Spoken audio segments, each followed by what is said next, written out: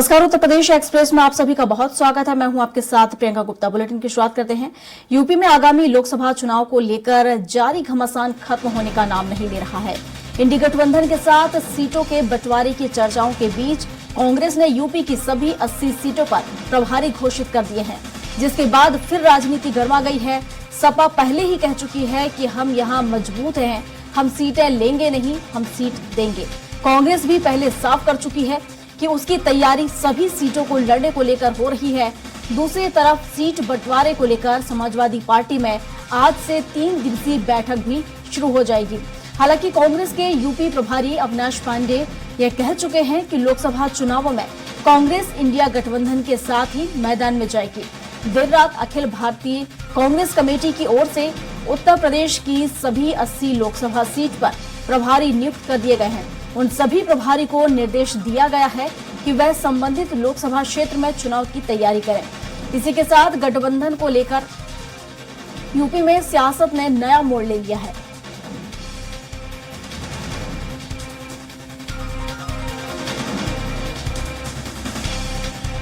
तो लोकसभा चुनाव को लेकर घमासान जारी है। लोकसभा चुनाव की जहां बीजेपी तैयारी कर रही है, तो वहीं इंडी गठबंधन की अगर बात करें तो इंडी गठबंधन में देखा जाए तो यहाँ टकरार देखने को मिल रही है और जिस तरीके से एकजुट होना चाहिए इंडी गठबंधन को, हालांकि इस तरह का तस्वीर यहाँ से सामने नहीं आ रही, क्योंकि लगातार सपा और कांग्रेस के बीच जिस तरीके से बयानबाजी देखने को मिल रही है। हालांकि सपा ने पहले ही कह दिया कि हम यहाँ पर मजबूत हैं और यहाँ पर हम सीट लेंगे नहीं, सीट देंगे, लेकिन वहीं कांग्रेस भी दावा कर रही है सभी सीटों पर चुनाव लड़ने का और 80 सीटों पर उन्होंने इसको लेकर घोषणा भी कर दी कि 80 की 80 सीटों पर वो चुनाव लड़ रहे हैं और उसकी तैयारियां भी कांग्रेस की तरफ से कर दी गई हैं।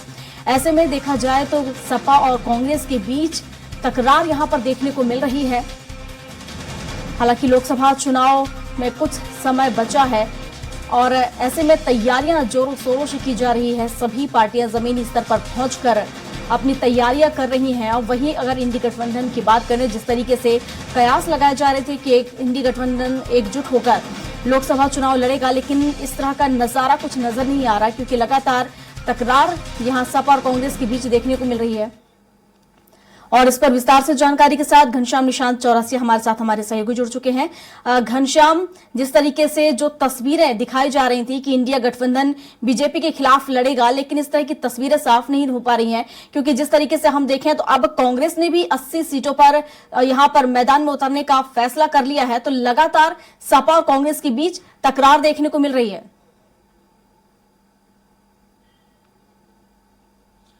बिल्कुल, जो ये रार मध्य प्रदेश चुनाव के दरमियान छिड़ा था, वो रार खत्म होने का नाम नहीं ले रहा है।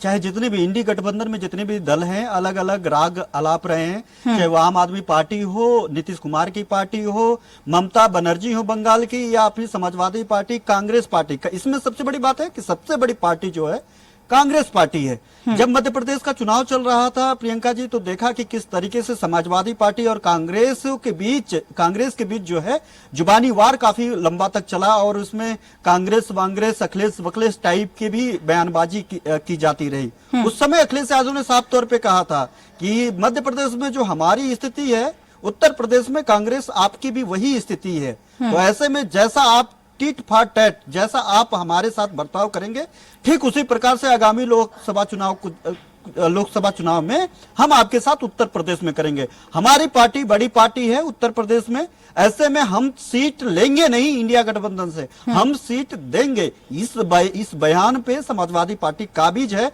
और आज से 3 दिवसीय बैठक भी शुरू हो गई है। आज जिला अध्यक्ष, महानगर अध्यक्ष को लिखित में सारे जवाब लोकसभा चुनाव की जो स्ट्रेटेजी है, उस स्ट्रेटेजी को लिखित में लाने के लिए कहा है अखिलेश यादव ने। आज पार्टी कार्यालय पे कुछ ही देर बाद बैठक शुरू हो जाएगा और इसके पहले देर रात को कांग्रेस ने 80 लोकसभा प्रभारियों की लिस्ट जारी कर दी।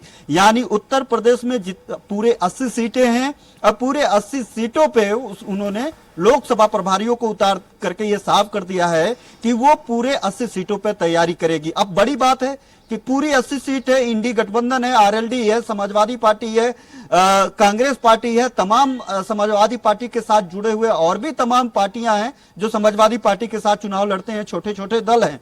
तो ऐसे में इंडी गठबंधन में जो लोग हिस्सा हैं, 80 सीटों पे सब लोग तैयारी ही कर रहे हैं, तो फिर सीटों का बंटवारा कैसे होगा? 11 जनवरी को अखिलेश यादव पूरे स्ट्रेटेजी पे निर्णय लेंगे, जब 11 जनवरी को बैठक उनकी होगी।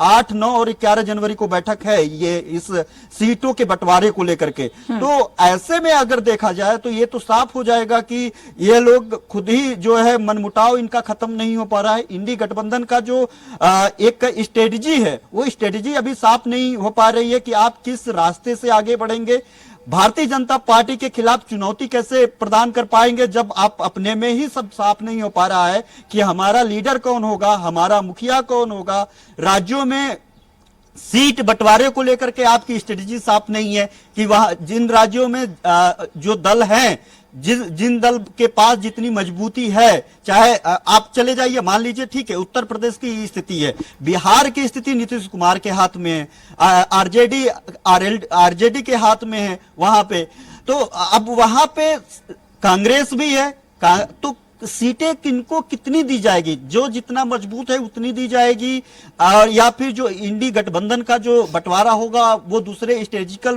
पे बंटवारा होगा? अभी तक ये साफ नहीं हो पाया है। और इसके अलावा एक तो इंडी गठबंधन का ये जो मकसद है वो साफ नहीं हो पाया है। सिर्फ एक ही राग अलापते हैं, हम लोग बीजेपी को हराएंगे। कैसे हराएंगे नहीं पता, किस तरीके से चुनाव लड़ेंगे नहीं पता, सीटों की बंटवारा कैसे होगी नहीं पता। अभी ये सब कुछ को नहीं पता के बीच में ही आज जितने भी सीटें हैं सभी लोग अपनी अपनी तैयारियां, चूंकि पॉलिटिकल पार्टी है तैयारी कर सकती है, तैयारी करना भी चाहिए, लेकिन ये ऊहापोह जरूर कहीं ना कहीं जो इंडी गठबंधन जिस मकसद से बनाया गया था उस पे कहीं ना कहीं कुठाराघात करेगा और उस पे कहीं ना कहीं इन लोगों को नुकसान होता हुआ दिखाई देगा। क्योंकि आज जिस तरीके से समाजवादी पार्टी प्रत्येक लोकसभा स्तर पे, प्रत्येक जिला स्तर पे लिखित में राय ले रही है कि सीटों के बंटवारे पे आपकी क्या राय है, आपकी तैयारी की क्या स्थिति है, हम लोग किस तरीके से चुनाव में लोगों के बीच में जाएंगे। और वही कांग्रेस पार्टी जो है आगे पीछे होते हुए, कभी वो कहती है कि हम 80 सीटों पे जो है तैयारी कर रहे हैं, वहीं पे उत्तर प्रदेश प्रभारी जो बनाए गए हैं कांग्रेस महासचिव पूर्व सांसद अविनाश पांडे ने कल ही अभी एक छोटा सा बयान उन्होंने दिया है कि हम लोग समाजवादी पार्टी के साथ चुनाव लड़ेंगे। और उन्होंने एक बयान और भी दिया है कि अगर हमारे साथ बसपा आती है तो ये बहुत बेहतर तरीके से हम लोग चुनाव लड़ सकते हैं। उनको पता है कि बहुजन समाज पार्टी अगर इंडी गठबंधन का हिस्सा बनती है तो उसमें जो 18-20% उनके जो वोटर्स हैं वो वोटर्स इनके साथ जुड़ जाएंगे, इंडी गठबंधन के साथ जुड़ जाएंगे, तो कांग्रेस को वोट प्रतिशत में इजाफा मिलेगा, यानी इनको लाभ मिलेगा। लेकिन उसकी के बीच अभी महज 10 मिनट पहले जो है मायावती ने एक्स पर पोस्ट किया है। मायावती ने अखिलेश यादव और समाजवादी पार्टी के विचारधारा से लेकर के चुनाव तक, उनके स्ट्रेटेजी से लेकर के सभी चीजों पे उन्होंने पलटवार किया है।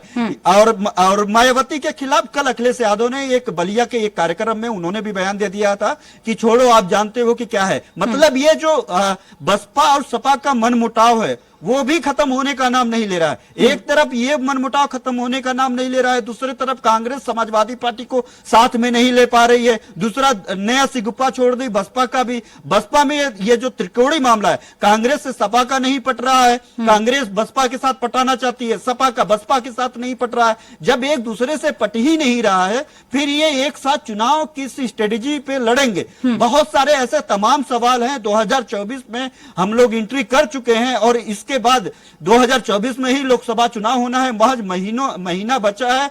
एक तरफ जहां पे भारतीय जनता पार्टी का चार एजेंडे पे तमाम यात्राएं, तमाम लोगों को लाभार्थी योजना, लाभार्थियों से जोड़ने की बात, 10 करोड़ लोग, एक सबसे बड़ी बात है सिर्फ विकसित संकल्प यात्रा, भारत विकसित संकल्प यात्रा में 50 दिनों में भारतीय जनता पार्टी ने 10 करोड़ लोगों को रिटेल में जोड़ा है। अब सोचिए इतनी बड़ी संख्या 50 दिनों में एक तरफ भारतीय जनता पार्टी जोड़ लेती है, दूसरे तरफ इंडी गठबंधन जो एक साथ मिल करके भारतीय जनता पार्टी को चुनौती देना चाहते हैं। और नतीजा यह है कि ये लोग तय नहीं कर पा रहे हैं कि भारतीय जनता पार्टी को हराएंगे तो हराएंगे कैसे, क्या स्ट्रेटेजी होगा, क्या सीटों का बंटवारों का क्या स्ट्रेटेजी होगा, किस तरीके से सीटों के चेहरा कौन होगा, ऐसे तमाम सारे सवाल है। इसी सवालों के बीच आज समाजवादी पार्टी के मुख्यालय कार्यालय पे आज बड़ी बैठक आहूत की गई है, जिसमें जिलाध्यक्ष और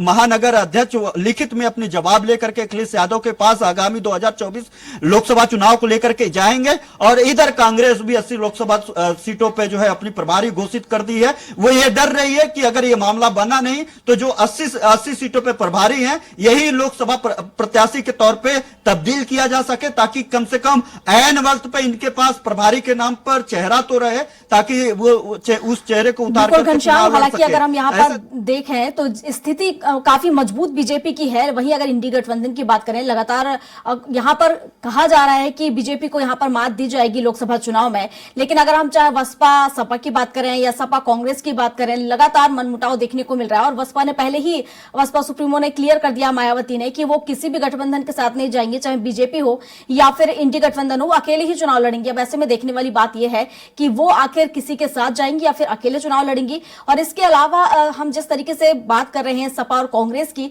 तो हालांकि साफ यहां पर देखा जाए तो कांग्रेस ने कर दिया कि 80 सीटों पर वहां चुनाव जीतेगी। देखने वाली बात यह होगी कि आखिर ये मनमुटाव कैसे खत्म होगा और जो संशय बना हुआ है आखिर कब तक ये खत्म होगा और कैसे ये चुनाव लड़ा जाएगा। फिलहाल शुक्रिया आपका तमाम जानकारियों के लिए।